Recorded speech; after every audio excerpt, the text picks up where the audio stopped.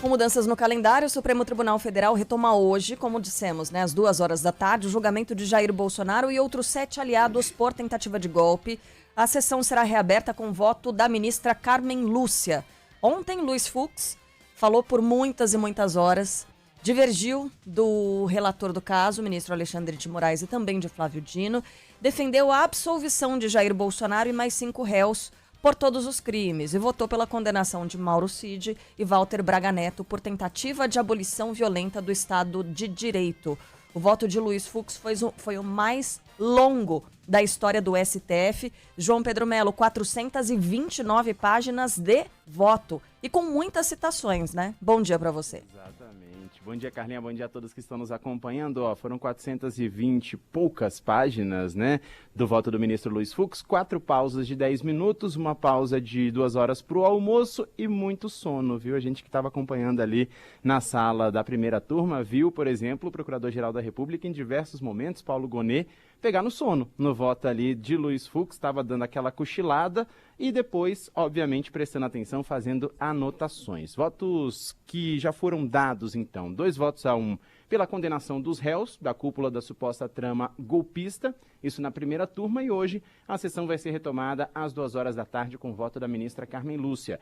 A gente estava citando agora há pouquinho que ela é conhecida por fazer votos rápidos, mas já adiantou que o voto dela nessa sessão tem 400 páginas. Obviamente, ela já disse isso também, não vai fazer a leitura na íntegra, vai fazer um resumo, provavelmente deve andar mais rápido, obviamente, do que o Luiz Fux na sessão de ontem. E aí a gente chega então ao 5º dia de análise sobre essa denúncia da Procuradoria-Geral da República contra, aí sim, Jair Bolsonaro e outros 7 réus.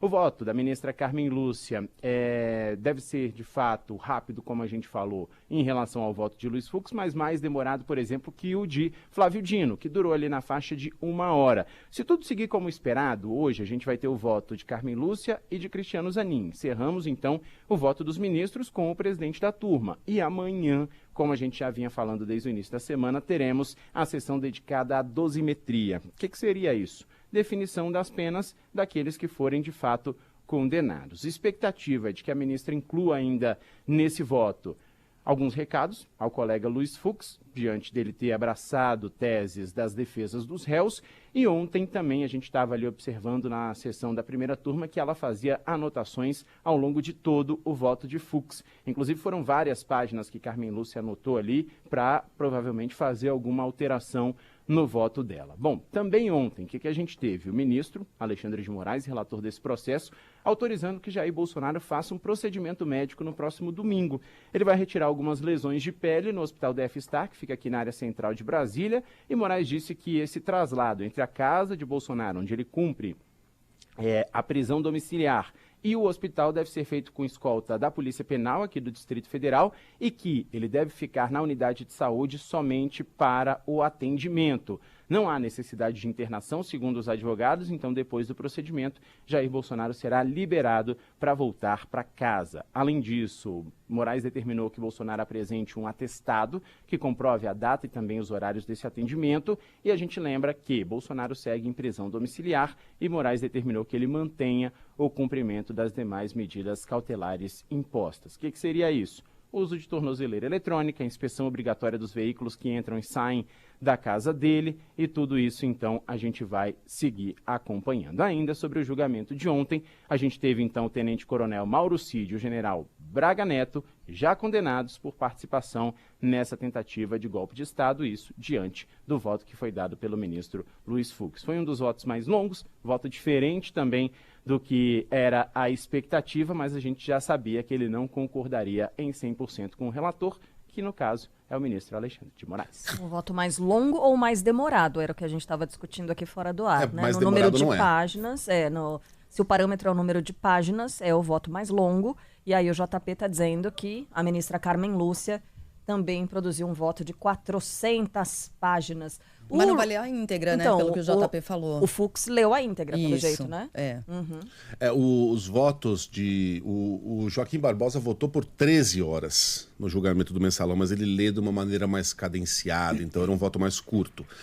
Somando-se os votos de Joaquim Barbosa e Ricardo Lewandowski no Mensalão, e aí os intervalos e tal, foram 31 horas. né, ininterruptas, né, sem contar, obviamente, a noite dormida entre uma sessão e outra, para que fossem vencidos os 2 votos. Imagine só. Mas esse foi o mais longo no sentido de palavras escritas, de páginas escritas, de volume, de catatal, de tamanho da Carmen Lúcia também é grande para burro, mas felizmente ela não vai nos poupar da leitura na íntegra. 2 da tarde então, né, JP?